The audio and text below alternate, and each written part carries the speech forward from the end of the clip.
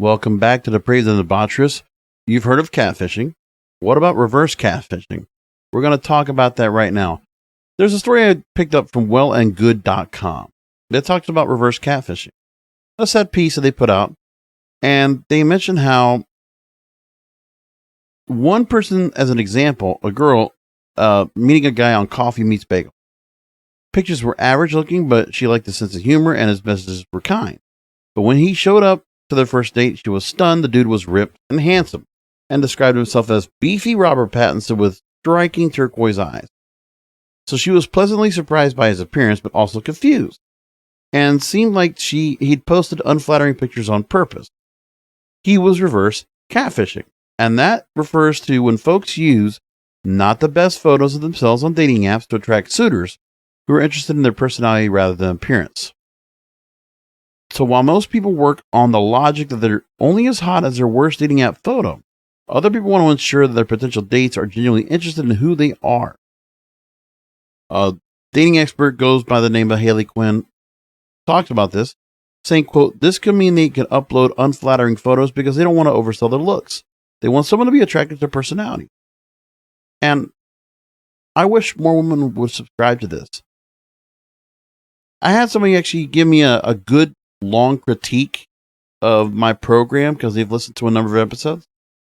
And what's interesting was that she and I talked about my commentary on natural beauty.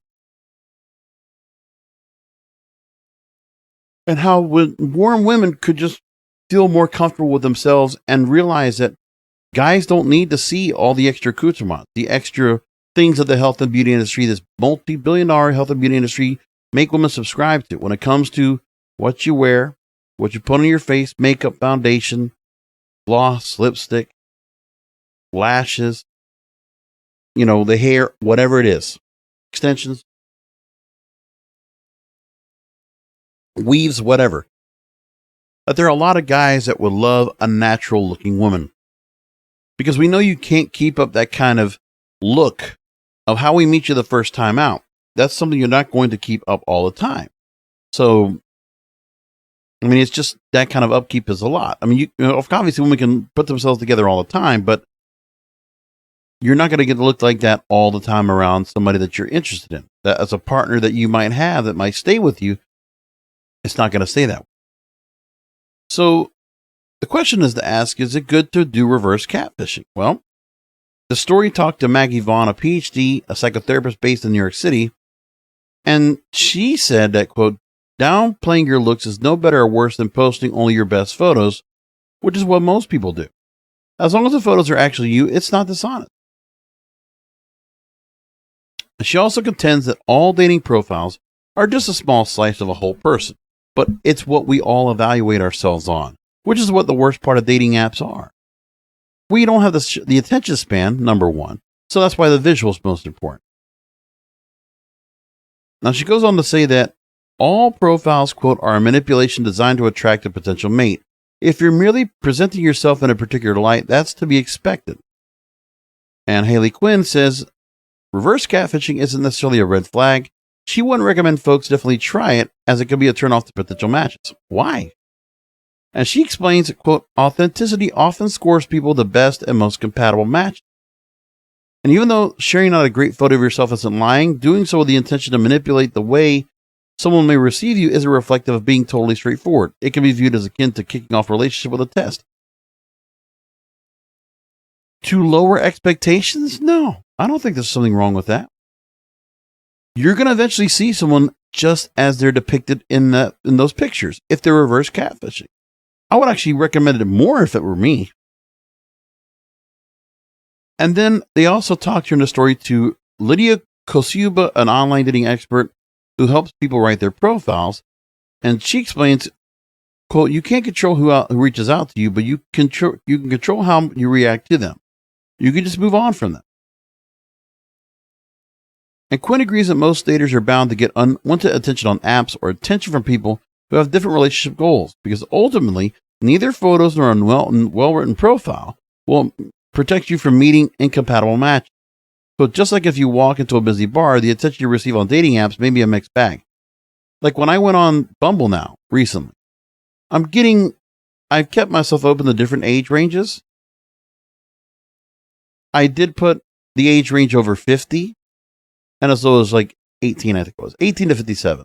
I really just stretched it out, just see who would reach out. And in that open gap, I did have quite a few older women that were flaky still.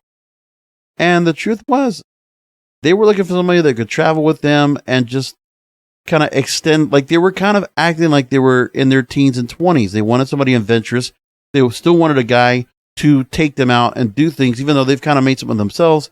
And after they've been empty nested from their kids and they're also divorced.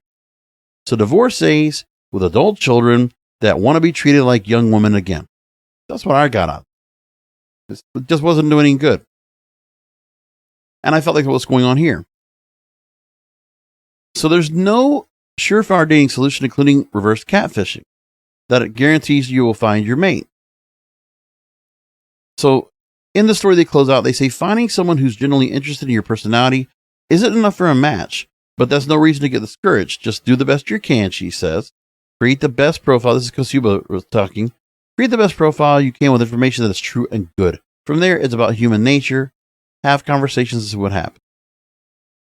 I would recommend reverse catfishing. Natural look. No makeup, nothing behind. It doesn't have to be like a horrible picture, but take a real picture of yourself that you know you can't hide or sway away from. Now, another story I want to bring into in the same edition is ghosting. That we can face it more clearly and confidently. For those that are on dating apps or texting and somebody ghosts, they make some points here that, first of all, increased and emerging research on ghosting can help debunk myths on misconceptions about this behavior. Ghosting is increasing in all forms of life, from the workplace, to friendships, to family, to the dating world. When we ghost someone else, are we also ghosting ourselves? So there are some myths and realities they go through on this article from Psychology Today. The story about ghosting mostly happens in the dating world. Well, they mentioned the reality is that it's been increasing in all facets of our lives. And the COVID-19 pandemic had an impact as more people resorted to using online ways of communicating, including an increased use of social media. But then social media, the people that were engaged on it in the first place, that started taking people away from actually interacting with each other in person, using social media as a mediator, as a wall to keep a distance. And then it just continues to go on now. So ghosting is not a surprise to me. It happens so much. Now, somebody says here, another myth is ghosting is never the right thing to do. And the reality is, they say, research shows ghosting is sometimes a safety measure by a ghoster. Someone may ghost a person who might become violent, abusive, or unreasonable when faced with rejection, particularly be the case for someone leaving an abusive situation or fears the potential for violence. And then people who ghost are basically selfish. The myth is said, but the reality is, emerging research shows that those who ghost others, they show who find ghosting to be acceptable are more likely to have dark triad personality traits: psychopathy, Machiavellianism, narcissism. That ghosting's normal, acceptable behavior. And others find an increasing number of people who ghost are avoiding the discomfort of a conflict, awkward misunderstanding, or an emotional reaction. And some adults who ghost are not equipped with the communication skills to effectively end a relationship, so they exit through an escape hatch. Right. So when they get tired of you, they ghost. They can't just say, it's not working. They don't want to do this. It's a cowardly way to get out. I don't prefer to do that. But then sometimes you don't feel like you're ghosting because, like on a Bumble, then you could just unmatch someone, just like you do on Tinder. And that's your way of knowing they weren't interested in the first place. But it's still not, it doesn't give confidence at all. And you kind of feel bad that you had someone that actually acts like that, because it's like, well, they really didn't have the guts. So why are we doing this online in the first place when people can have that kind of behavior? I don't like it. It's not good. I'd rather we get all out there, hook up, hang out in person, and be depraved and debaucherous.